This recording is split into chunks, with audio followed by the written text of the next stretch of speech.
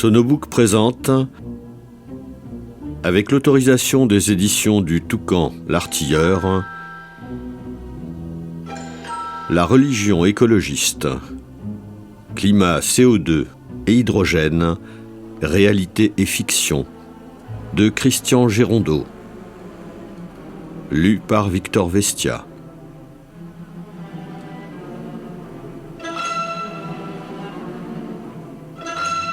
Au futur président de la République, pour qu'il ramène le monde à la raison. Avant-propos. L'objectif fixé en 2019 à la Convention citoyenne pour le climat était clair. Il lui fallait trouver les actions à conduire pour qu'en 2030, la France ait réduit de 40% ses émissions de CO2, apportant ainsi sa contribution à la lutte contre le réchauffement climatique et les désordres qui en découleraient pour la planète. Tel est du moins ce qu'ont cru ses participants. Mais nous ne sommes pas seuls au monde, et ce que nous pouvons faire au niveau national pour réduire nos propres émissions doit être mis en regard de leur volume au niveau mondial.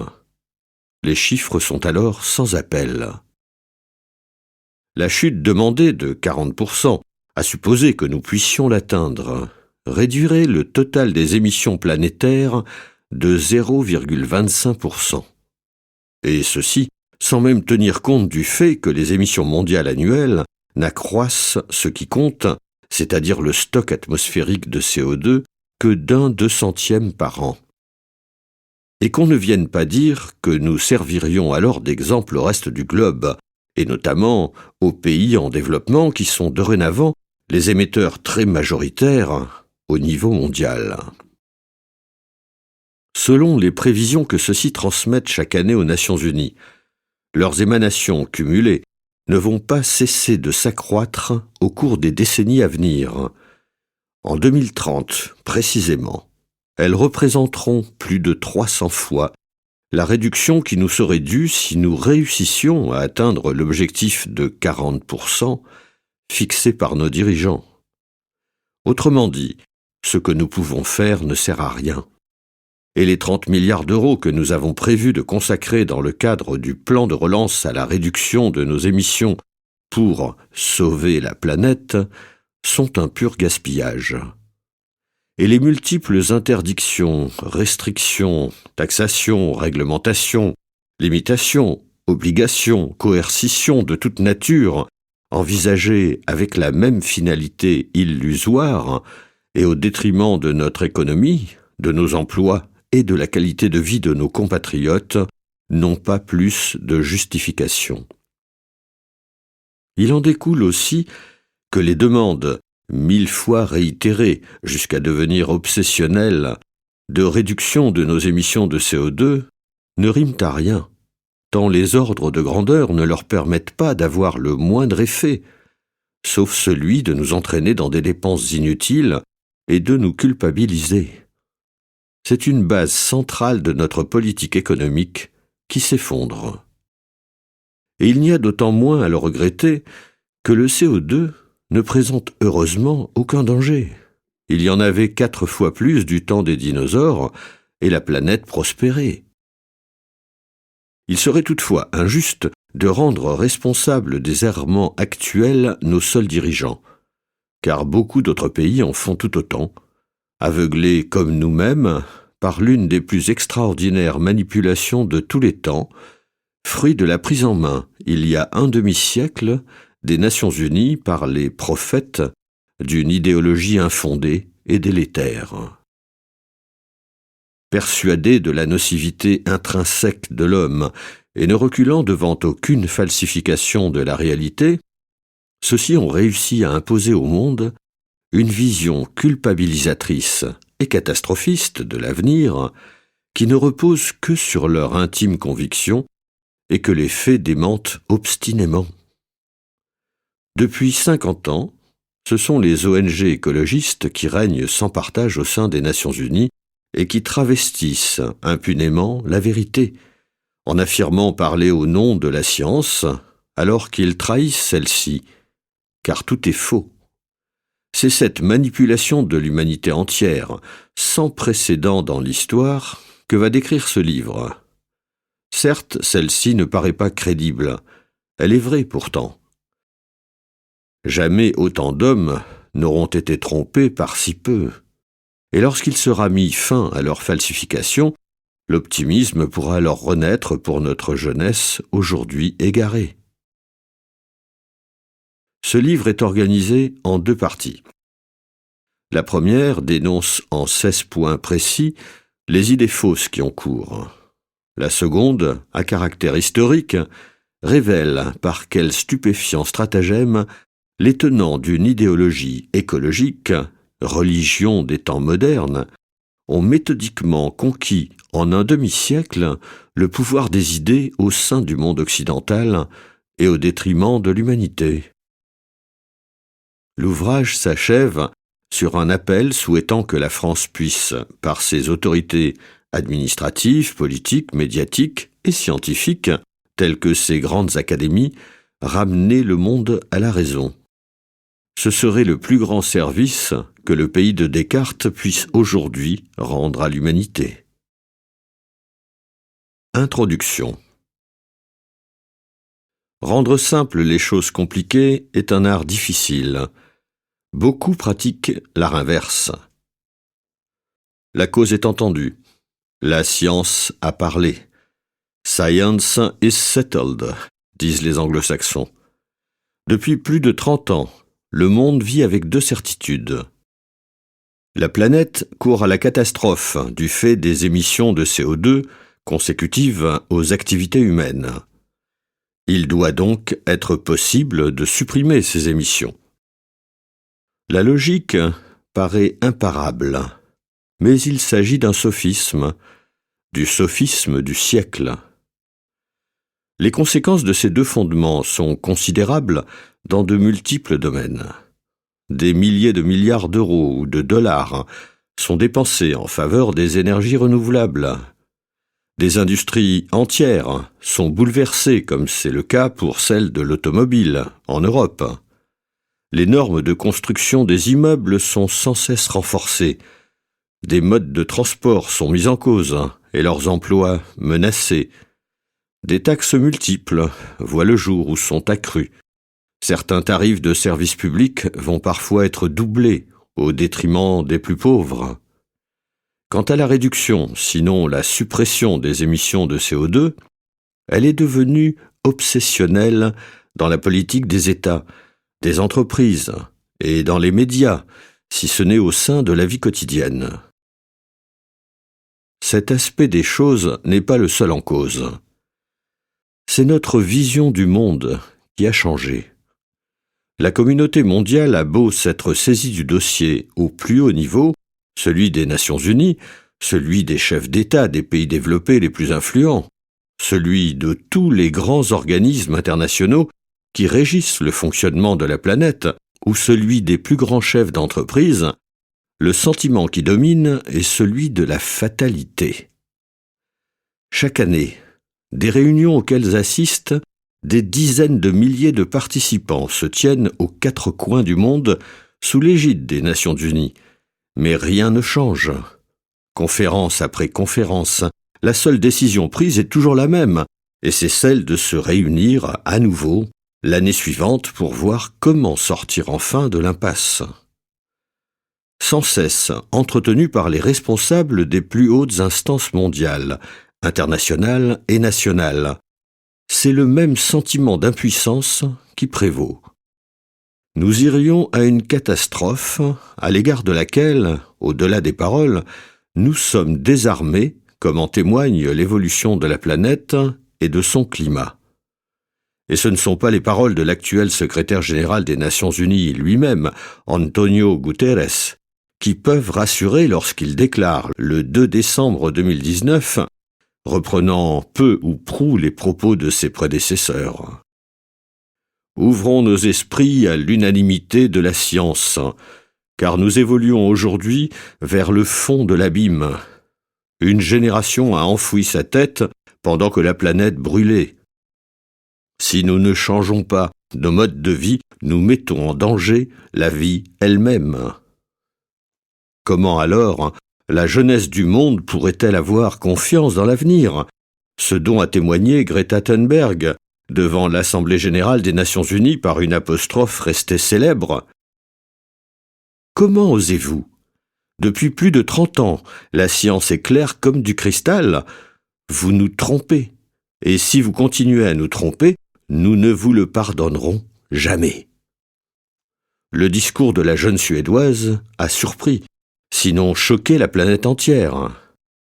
Mais il n'est que la conséquence logique, sinon la répétition des propos des plus hautes éminences politiques, morales et parfois religieuses de la planète, et de tous ceux qui, au plus haut poste de responsabilité de par le monde, entretiennent une vision désespérante de l'humanité. À vrai dire, il n'y a aucune différence entre les propos de Greta et ceux du secrétaire général des Nations unies. C'est pour sortir de ce qui paraît être depuis plus de 3 décennies une situation sans espoir et permettre de voir émerger une vision positive de l'avenir que ce livre envisage une autre approche. Il suggère d'inverser l'ordre des 2 fondements de la doxa actuelle. Au lieu de partir de la prémisse qui voudrait que la Terre aille à la catastrophe et d'en déduire qu'il est impératif de supprimer nos émissions de CO2, il s'interroge d'abord sur la plausibilité de cette requête. Il découvre alors que celle-ci n'appartient pas au monde du réel et que la plupart des mesures prises pour tenter de supprimer nos émissions de CO2 et ainsi sauver la planète ne peuvent avoir aucun effet. C'est que la peur, sinon la terreur inspirée par l'annonce sans cesse répétée d'une catastrophe imminente, a aveuglé jusqu'aux meilleurs esprits. En 1940, après la déroute de l'armée française, le grand historien Marc Bloch, qui fut plus tard l'un des martyrs de la Résistance, s'interrogeait dans son ouvrage « L'étrange défaite » sur les causes de l'effondrement national qu'il attribuait à la faillite des élites du pays et de leur formation. Cette fois-ci, nous assistons à un phénomène mondial qui bouleverse le fonctionnement de l'économie planétaire et affecte le sort de milliards d'êtres humains, et caractérisé par une perte du sens commun que nul n'aurait pensé possible à une époque qui n'a jamais vu autant d'enfants accéder à l'éducation et de jeunes à l'enseignement supérieur. C'est l'étrange défaite du bon sens, mais aussi de la science. Les générations futures se demanderont avec étonnement comment, pendant plus de 3 décennies, oubliant l'enseignement des Lumières, notre monde a pu en revenir à des comportements médiévaux, et la plupart des dirigeants de la planète et des multiples organisations internationales et nationales, dont la raison d'être est d'œuvrer pour le bien de l'humanité, succomber aveuglement à la séduction d'idées revêtant l'apparence de la logique plutôt que de faire confiance à la réalité des faits et des chiffres. Car ceux-ci sont sans appel. Pour d'évidentes raisons, il n'est pas possible de se passer d'hydrocarbures, et donc de mettre fin aux émissions de CO2. Et ceux qui ne cessent de nous répéter que la science a montré que c'était possible, nous ont sciemment menti, comme le montrera la seconde partie de ce livre. Et s'ils nous ont menti sur ce point, il n'est pas difficile de montrer qu'ils l'ont fait tout autant et avec le même travestissement de la vérité quand ils ont affirmé, là aussi sans la moindre preuve, que la Terre s'acheminait vers la catastrophe. Ce dévoiement de la science au profit d'une idéologie, sinon d'intérêt spécifique, en rappelle irrésistiblement un autre et porte un nom. Pendant plus de 30 ans, le lysenkisme, de triste mémoire, régna en Union soviétique, que le dictionnaire définit comme étant une science corrompue par l'idéologie où les faits sont dissimulés ou interprétés de manière scientifiquement erronée. Les jeunes générations ne savent pas qui était Trofim Lysenko. Né en 1898 en Ukraine, dans une famille de paysans, il apprit à lire et à écrire à 13 ans, puis effectua des études sommaires de biologie et d'horticulture. En 1922, il devint assistant-chercheur, puis reçut le titre d'agronome en 1925. Dénigrant les théories de Mendel sur l'évolution des espèces et l'existence des gènes, il inventa alors en 1928 une nouvelle technique de production agricole qu'il baptisa vernalisation, supposé tripler ou quadrupler les rendements en exposant les semences au froid et à une forte humidité. Alors que l'URSS connaissait des famines dramatiques du fait de la collectivisation des terres et de la création des kolkhozes, ces travaux attirèrent l'attention de Staline. Dès 1930, Lysenko fut fait héros de l'Union soviétique. Puis il réussit à imposer ses théories comme étant les seules valables. Ceux qui les contestaient étant qualifiés de prétendus savants et souvent condamnés au goulag, sinon à la mort au moment des grandes purges. Lysenko fut constamment couvert des plus grands honneurs, recevant notamment 3 fois le prix Staline et 8 fois celui de Lénine. Sa mainmise totale sur les instances biologiques, sinon scientifiques, de l'URSS se prolongea jusqu'en 1964, bien après la mort de Staline, survenue en 1953. Elle dura donc un tiers de siècle, au cours duquel science et politique furent confondues, et les véritables scientifiques, qui s'opposaient aux théories dénuées de fondement de Lysenko, qualifiées d'ennemis du peuple, puisque ces théories avaient l'aval des instances du Parti communiste au pouvoir. En 1938, Lysenko fut nommé par décret président de l'Académie Lénine des sciences agronomiques, après l'arrestation de son prédécesseur et sa mise en prison puis sa mort. En 1945, il fut fait héros du travail socialiste. En 1948, son rapport sur la théorie des 2 sciences fut approuvé par le comité central du Parti communiste. Après la fin de Staline, il eut enfin le soutien de Nikita Khrouchtchev jusqu'à la disparition de celui-ci en 1964. Ce n'est qu'ensuite qu'il devint possible de s'étonner de la vacuité des thèses lysenkistes et surtout de s'interroger sur les causes de leur succès, y compris en France, comme le faisait déjà Jacques Monod lorsqu'il écrivait le 15 septembre 1948 dans le journal Combat, un an avant de recevoir le prix Nobel de physiologie et de médecine. Comment Lysenko a-t-il pu acquérir assez d'influence et de pouvoir pour subjuguer ses collègues, conquérir l'appui des médias, recevoir l'approbation du comité central du parti et de Staline en personne, au point qu'aujourd'hui, la vérité dérisoire de Lysenko est encore la vérité officielle garantie par l'État, que tout ce qui s'en écarte est irrévocablement banni de la science soviétique, et que les opposants qui défendent la vraie science sont honteusement cloués au pilori. Tout cela est insensé, démesuré, invraisemblable. C'est pourtant vrai. Que s'est-il passé ? Si plusieurs pages viennent d'être consacrées à ce qu'il est convenu d'appeler le lysenkisme, c'est que les similitudes avec ce qui se déroule de nos jours dans le domaine de l'avenir de la planète sont étonnantes. Dans les 2 cas règne tout d'abord l'intolérance la plus entière. Il n'y a qu'une vérité, et ceux qui n'y adhèrent pas doivent être voués aux gémonies.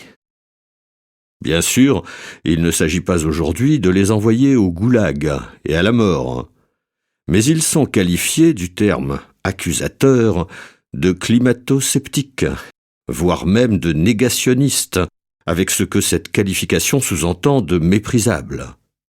Et ils sont interdits de toute participation aux manifestations où ils pourraient ouvrir un débat avec les tenants des points de vue qui ont cours, puisque la science a parlé et qu'aucune controverse n'a lieu d'être, contrairement à ce qu'a toujours été une véritable démarche scientifique. C'est ainsi notamment qu'ils sont exclus des travaux qui donnent lieu tous les 6 ans au volumineux rapport du GIEC. Et s'il leur arrive d'être admis par erreur parmi les milliers de rédacteurs qui y contribuent, il est évidemment hors de question qu'ils participent à ce qui compte vraiment, c'est-à-dire au résumé à l'intention des décideurs, et a fortiori au communiqué de presse qui seul retient l'attention des médias. D'une manière plus générale, ils ont d'ailleurs la plus grande difficulté à avoir accès à ces derniers, tant ils sont partout présentés comme étant des déviants d'une pensée unique que nulle personne sensée ne saurait mettre en cause. Le phénomène d'exclusion ne se limite pas aux organismes internationaux. Lorsque le gouvernement français a mis sur pied en 2019 sa Convention citoyenne pour le climat, il a été judicieusement décidé que ceux qui y participeraient seraient éclairés sur ce sujet dont ils ignoraient tout par des experts des phénomènes climatiques. Et ce ne sont pas moins de 108 d'entre eux qui sont venus exposer devant eux leur point de vue. Mais tous, sans aucune exception, étaient des partisans affirmés de la thèse de la responsabilité de l'homme à l'égard des variations du climat, et convaincus de la possibilité d'y mettre fin en supprimant les émissions des gaz à effet de serre, et notamment de CO2. Tout fut fait avec succès pour que les 150 membres de la Convention ne puissent éprouver le moindre doute et apprendre que d'autres scientifiques s'interrogeaient quant à eux sur la véracité des thèses en vigueur. Il en existe pourtant de nombreux, y compris à l'Académie des sciences et parmi les plus prestigieux, qui ne sont en rien convaincus par la doxa régnante. Mais leurs propositions d'intervention devant la Convention citoyenne ne reçurent même pas de réponse, pas plus que n'en avaient reçu les biologistes qui, du temps de Lysenko, voulaient défendre les thèses de Mendel sur l'évolution des espèces. La confusion de la science et de la politique constitue un deuxième point de similitude entre l'époque de Lysenko et celle que nous vivons. C'est le comité central du Parti soviétique qui validait les thèses scientifiques sur la génétique des espèces, alors qu'aucun de ses membres n'avait évidemment les connaissances nécessaires pour émettre un avis valable. Et c'est exactement ce qui se passe de nos jours, où ce sont les membres de l'Assemblée générale du GIEC, clone de l'ONU, composé des représentants diplomatiques de 195 pays, qui approuvent des conclusions qui traitent des problèmes climatiques sans rien connaître de ces dossiers d'une particulière complexité. Depuis Galilée, on sait pourtant que la confusion entre politique et science est contraire au principe de cette dernière et néfaste à tout progrès. Un troisième point rapproche encore le lysenkisme de l'écologisme actuel. Et il est capital. Il tient à la faiblesse des preuves qui sous-tendent les thèses défendues par leurs partisans. Bien entendu, personne n'a jamais pu prouver que le fait de maintenir au froid les semences agricoles dans un milieu chargé d'humidité triplait ou quadruplait les rendements des récoltes à venir. Mais les lecteurs de ce livre découvriront avec étonnement quelle malhonnêteté intellectuelle ont été nécessaires pour pouvoir affirmer de nos jours, sans la moindre preuve, que la Terre court à la catastrophe, ou que les énergies renouvelables pourraient répondre à 80% des besoins énergétiques de l'humanité, alors que la véritable proportion n'excède pas 10%, car il est exclu que l'on puisse se passer des hydrocarbures fossiles dans tout avenir prévisible et ne plus émettre de CO2, contrairement aux affirmations sans cesse réitérées qui sont à la base de la doctrine officielle et constituent la raison d'être du GIEC et des autres organismes qui traitent du dossier climatique avec la même approche.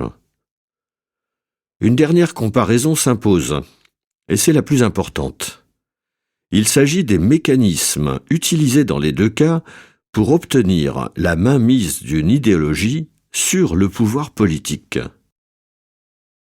S'agissant de l'Union soviétique des années 1930, la voie à suivre était simple il fallait acquérir la confiance de Staline, ce que sut remarquablement faire un Lysenko fanatisé et doté de grands pouvoirs de conviction.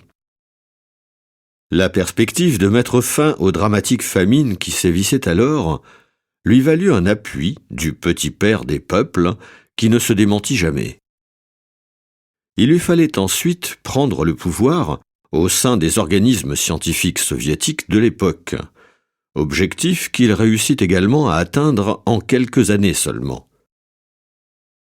Mais si les choses sont bien connues pour ce qui se passa dans les années 30 en URSS, elles le sont beaucoup moins pour ce qui concerne la mainmise depuis plusieurs décennies de l'idéologie écologiste sur les instances de l'ONU et plus généralement sur celles du monde entier ou presque.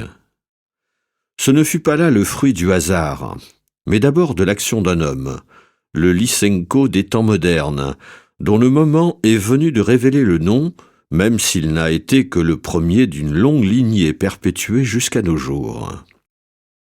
Maurice Strong vit le jour en 1929 au Manitoba, au Canada, dans une famille de tradition communiste. Et sa jeunesse se déroula dans des conditions très difficiles, pendant la Grande Dépression des années 30, où il connut la faim et au cours de laquelle il se radicalisa d'après ses propres déclarations.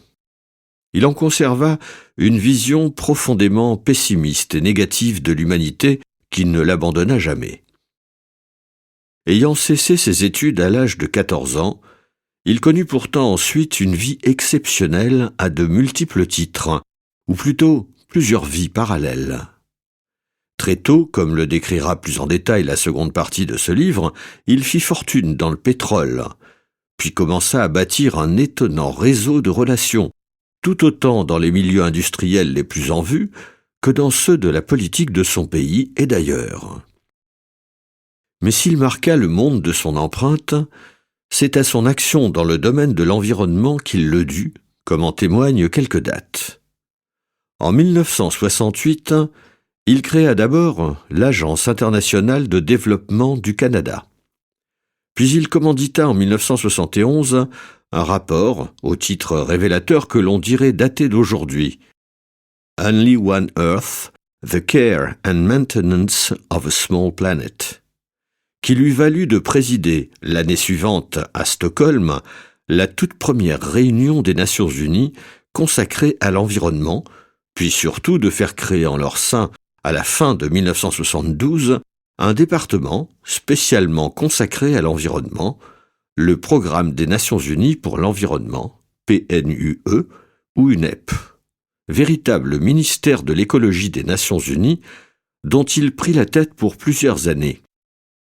Il recruta alors par dizaines des militants issus des ONG, tels que Greenpeace ou WWF, créant avec celles-ci des liens qui ne se sont jamais interrompus depuis lors et perdurent encore inchangés un demi-siècle plus tard, puisque ce sont toujours, aujourd'hui, des responsables majeurs des ONG écologistes qui dirigent cette branche capitale de l'Organisation des Nations Unies. Les deux autres événements capitaux qui marquèrent son action dans ce domaine furent plus tard la création du GIEC, dont il fut l'un des pères en 1988, puis surtout l'organisation à son initiative et sous sa présidence en tant que secrétaire général adjoint des Nations Unies de la célèbre conférence de Rio de 1992, à laquelle assistèrent tous les chefs d'État ou presque, et qui porta le dossier du climat de la planète au premier plan des préoccupations du monde, où il se trouve encore, alors qu'il n'en était rien auparavant. À la différence de celle de Lysenko, l'œuvre de Maurice Strong fut ainsi pérennisée jusqu'à ce jour, les Nations Unies ayant été verrouillées et prises en main depuis lors par les ONG adeptes du catastrophisme dont il était lui-même intimement persuadé et que véhicule aujourd'hui nolens volens Antonio Guterres, comme le firent ses prédécesseurs Ban Ki-moon, Kofi Annan ou Boutros Ghali, témoignant de l'exceptionnelle réussite de l'idéologue canadien au-delà des ans. Faut-il ajouter que De même que Lysenko ignorait tout de la biologie, Maurice Strong n'avait aucune connaissance du domaine du climat puisqu'il avait cessé ses études à 14 ans. Ce qui ne l'empêchait pas d'affirmer, lui aussi, que la science avait parlé, faisant ainsi croire, pour imposer le silence à d'éventuels contradicteurs, qu'il parlait au nom de celle-ci, alors que c'était seulement en vertu de ses intimes convictions qui n'avaient rien à voir avec elle.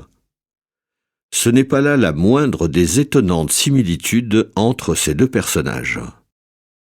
C'est donc à un retour de Lysenko que nous avons assisté depuis près d'un demi-siècle, avec des conséquences bien plus graves encore, car elle touche l'ensemble de la planète et d'abord les plus déshérités de ses habitants. Bien sûr, un tel retour ne paraît pas crédible. Comment croire un instant que des dizaines de milliers de scientifiques, de responsables administratifs, de chefs d'entreprise et les chefs d'État eux-mêmes aient pu être trompés si longtemps, et encore de nos jours, sur un dossier si capital pour l'humanité? Mais c'est vrai pourtant. Pour reprendre les termes de Jacques Monod au sujet de Lysenko, nul ne l'aurait cru possible, mais selon l'expression de Jean Paulhan, il est de la nature de l'évidence qu'elle passe inaperçue. C'est l'histoire de ce dévoiement, aux conséquences si lourdes pour l'économie mondiale et pour notre vision de l'avenir, ainsi que pour le sort de milliards d'êtres humains, parmi les plus pauvres d'entre nous, que va raconter ce livre. Car les conséquences de la prise de pouvoir des Nations Unies par Maurice Strong et ses émules sont d'une gravité extrême. C'est ainsi que le CO2 pâtit désormais d'une connotation éminemment négative, à tel point qu'il apparaît comme un symbole du mal, sinon le mal lui-même.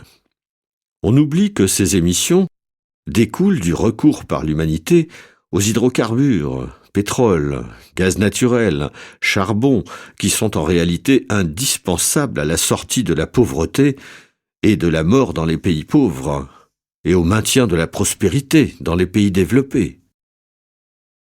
La suite de ce livre montrera que le développement des émissions mondiales de CO2 est globalement associé à une amélioration du sort de l'humanité, et est donc un événement heureux dont il convient de se réjouir, car rien ne prouve que lui soient attachés des effets négatifs.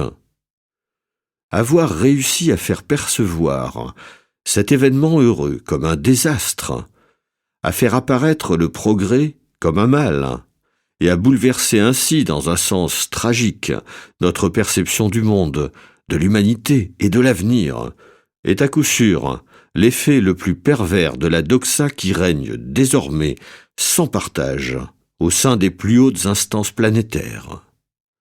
Faire apparaître comme négatif ce qui est positif, n'est-il pas la quintessence de la perversion? Ce livre veut ouvrir les yeux de ceux qui, dépourvus d'a priori, sont tentés d'être convaincus par la déferlante des informations erronées qu'ils reçoivent en provenance des tenants d'une idéologie qui, croyant bien faire en voulant sauver la planète, est en réalité profondément nuisible aux hommes, femmes et enfants qui composent notre humanité. Après une transition, la seconde partie de l'ouvrage comprendra 3 chapitres. Le premier décrira les méthodes déshonorantes employées par le GIEC, émanation des Nations Unies, pour dégager sur les dossiers fondamentaux de l'écologie des conclusions contredisant les travaux des experts qu'il fait semblant de consulter. Le deuxième chapitre montrera plus en détail comment a pris progressivement naissance la nouvelle religion qui est devenue l'écologisme, et quels ont été ses prophètes à la fin du XXe siècle, puis de nos jours encore. Le troisième décrira, après que Maurice Strong se soit tourné vers d'autres activités, comment ses successeurs ont pérennisé son œuvre au travers des décennies. La conclusion du livre s'interrogera enfin sur les causes de l'apparition d'une doxa à caractère religieux, déconnectée de la réalité, et sur les raisons de sa persistance dans un monde ayant aujourd'hui perdu la rationalité des Lumières.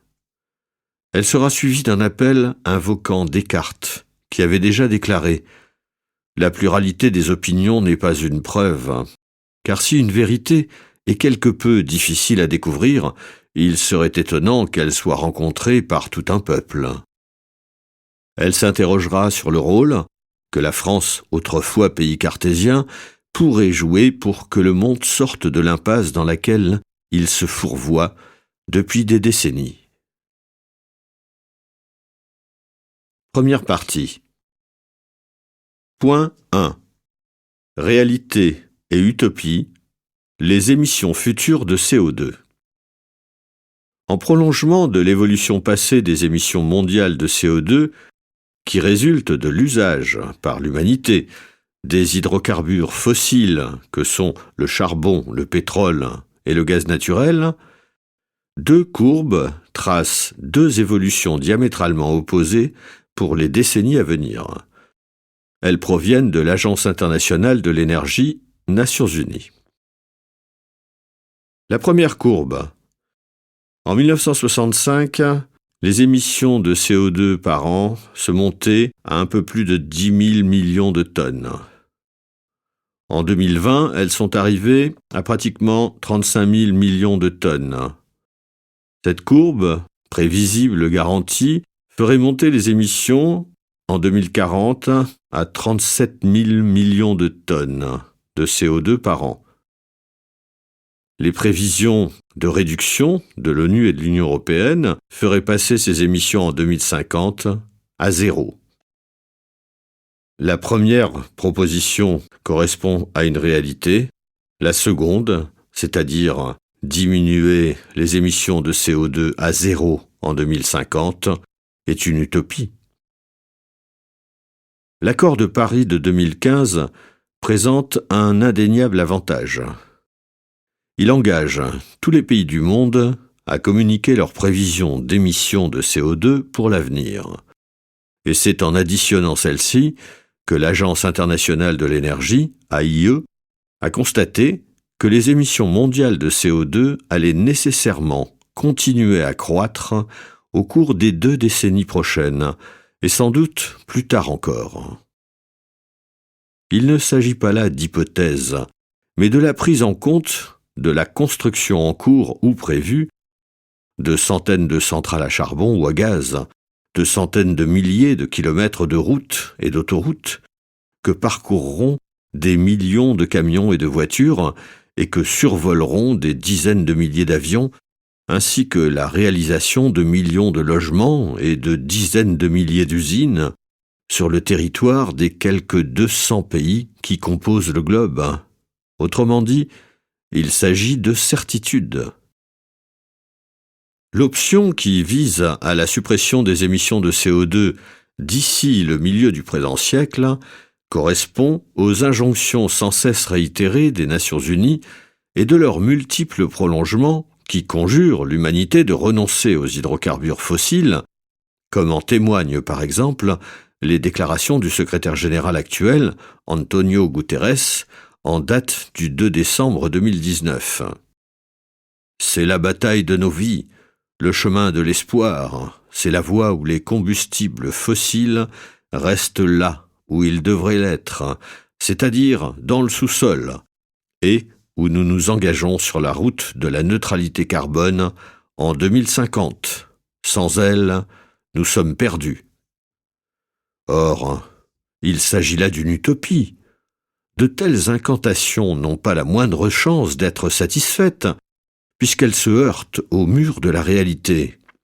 C'est pourtant là le langage que tiennent depuis plus de 3 décennies les multiples instances internationales et nationales qui ont entre leurs mains le sort de la planète et qui engagent ceux qui les croient à des dépenses aussi massives qu'inutiles, en même temps qu'ils procurent à la jeunesse du monde une vision profondément négative et infondée de l'avenir. Il ne faut pas s'étonner des autres cris de désespoir de Greta Thunberg devant l'Assemblée générale des Nations unies le 23 septembre 2019. « Vous avez volé mon enfance avec vos paroles creuses. Comment osez-vous affirmer que vous pouvez régler le problème sans rien changer sur le fond. On peut discuter de beaucoup de questions, et notamment de savoir si le changement climatique actuel est d'une nature différente de ceux qui l'ont précédé. On peut aussi se demander si les activités humaines, et notamment l'exploitation des hydrocarbures fossiles et les émissions de CO2 qui en découlent, en sont responsables. Ce sont des questions légitimes. Mais cela ne devrait pas empêcher de constater que nous ne pouvons pas avoir d'influence significative à leur égard, ce qui est la réalité que beaucoup ne veulent pas admettre. Lors de la réunion virtuelle qui a marqué le 12 décembre 2020 le 5e anniversaire de l'accord de Paris, l'Inde et la Chine, comme de multiples autres pays, ont catégoriquement refusé de remettre en cause quoi que ce soit de leurs prévisions d'accroissement de leurs émissions de CO2 au cours des années à venir, de telle sorte que le volume mondial de celle-ci va inéluctablement poursuivre sa croissance et non pas disparaître comme par magie.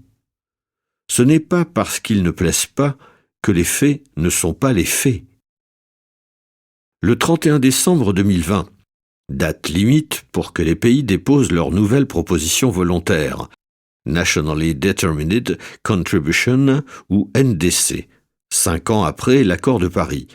Seuls 70 l'avaient fait sur 200, avec des chiffrages qui étaient dans l'ensemble identiques aux précédents. Seuls les pays européens, qui ne représentent plus que 10% des émissions mondiales, persistent véritablement dans l'idée qu'ils pourraient atteindre un jour la neutralité carbone. Comment expliquer cet aveuglement devant les faits, si ce n'est par la surprenante puissance d'un sophisme qui affirme que la planète court à la catastrophe du fait des émissions de CO2 et en déduit qu'il doit nécessairement être possible de supprimer celle-ci alors qu'il n'en est rien. Point 2. Les riches et les pauvres. En révisant l'évolution des émissions mondiales de CO2 depuis 1965 jusqu'à nos jours, on constate leur croissance ininterrompue. Le monde est désormais scindé en deux. Certes, les pays développés peuvent maîtriser leurs émanations et même les réduire quelque peu, mais ce ne sont plus eux qui comptent. Les membres de l'OCDE représentaient en 1965 les 3/4 des émissions mondiales, alors qu'ils ne sont plus aujourd'hui qu'à l'origine d'un tiers de celles-ci et compteront moins encore demain. Si les pays développés recensent actuellement 1,3 milliard d'habitants, les nations en développement en comptent près de 6, et tout est là, qui explique que les incantations de réduction des émissions mondiales de CO2 ne sont jamais suivies du moindre effet. Ni la Convention de Rio, ni le protocole de Kyoto, ni l'accord de Paris, ni les innombrables COP qui réunissent chaque année des dizaines de milliers de participants, qui ne mesurent d'ailleurs pas leurs propres émissions, n'ont eu et n'auront le moindre impact face à la réalité des faits. Si les émissions des pays ont cru si rapidement depuis l'an 2000, c'est à la Chine qu'elles l'ont dû. Mais l'Inde, le reste de l'Asie et l'Afrique n'entendent pas laisser à l'Empire du Milieu le monopole de la sortie de la pauvreté et de la mort, ni celui de l'accès à nos modes de vie. Aujourd'hui, un Chinois utilise 4 fois plus d'hydrocarbures qu'un Indien et émet en conséquence 4 fois plus de CO2 que ce dernier, avec 6,9 tonnes par an et par habitant contre 1,7. Les conséquences en sont tragiques pour le sous-continent indien. 300 millions d'Indiens ne sont toujours pas raccordés à l'électricité, et des centaines de milliers d'entre eux, essentiellement des femmes et des enfants, meurent chaque année, d'après les constats de l'OMS, parce qu'ils sont contraints de faire la cuisine et de se chauffer avec des foyers domestiques toxiques alimentés par des végétaux, sinon des excréments, véritables barbecues de la mort. Disposant de vastes gisements de charbon pouvant lui procurer une électricité fiable et bon marché, et développant son économie à très vive allure hors temps de pandémie, l'Inde prendra le relais de la Chine au sein de la croissance à venir des émissions de CO2, mises en lumière par les constats de l'Agence internationale de l'énergie. La création souvent évoquée de taxes carbone pour freiner le recours aux hydrocarbures ne pourrait changer le cours des choses. Les hydrocarbures que les uns ne consommeront pas le seront par les autres. Point 3. L'Europe et le mythe de la transition énergétique. Alors qu'elle est à l'origine de moins d'un dixième des émissions de CO2 planétaires, l'Union européenne est seule au monde à vouloir réduire les siennes. Et il est intéressant de voir quels résultats elle a obtenus, s'agissant de la partie du monde qui a consenti les efforts les plus massifs et coûteux pour s'engager sur la voie de la transition écologique. Certes, les autres pays développés affirment également vouloir le faire, mais les choses s'arrêtent là. Le Canada continue à exploiter les schistes bitumeux de l'Alberta, l'Australie, ses gigantesques gisements de charbon qu'elle exporte pour alimenter par centaines des centrales électriques en Chine ou au Japon. Quant aux États-Unis, même après l'arrivée au pouvoir de Joe Biden, qui pourrait croire un instant que ceux-ci renonceront à exploiter le pétrole et le gaz de schiste dont les réserves suffisent à leur assurer pour un siècle une énergie étonnamment bon marché qui constitue un atout majeur de leur économie. Le 2 décembre 2020, le département de l'environnement des Nations Unies, PNU ou UNEP, associé à de multiples partenaires écologiques et universitaires, publiait un communiqué désabusé. Selon les informations recueillies auprès des autorités nationales compétentes, la production cumulée d'hydrocarbures du Canada, de l'Australie, des États-Unis et de la Chine allait s'accroître en moyenne de 2% par an d'ici 2030, en contradiction totale avec l'objectif de la disparition de ceux-ci en 2050, Zero Emission Target, qui aurait supposé qu'elles s'effondrent de 6% chaque année sans discontinuer. La Chine est désormais le premier constructeur au monde de voitures, de camions ou de navires, et entend bien le rester. Et la pandémie n'y changera rien. Les besoins en avions de la Chine en 2040 viennent de faire l'objet d'une nouvelle révision, à la hausse et non à la baisse. Avec les Nations Unies, l'Europe est seule au monde à ne pas avoir compris ce qu'était l'accord de Paris de 2015. Celui-ci est un trompe-l'œil, dont le seul objectif chiffré concerne la limitation de la hausse de la température terrestre d'ici la fin du siècle, 1 degré ou 1 demi-degré par rapport à son niveau de 2015, mais qui se garde bien de quantifier ce qu'il faudrait faire en matière d'émissions pour atteindre celui-ci. Au-delà d'incantations affirmant qu'il faut absolument réduire les émissions des gaz à effet de serre sans citer un seul chiffre, le mot CO2. Nous espérons que vous avez apprécié cet aperçu. Pour continuer à écouter ce livre audio sur Google Play Livres, utilisez le lien dans la description de la vidéo.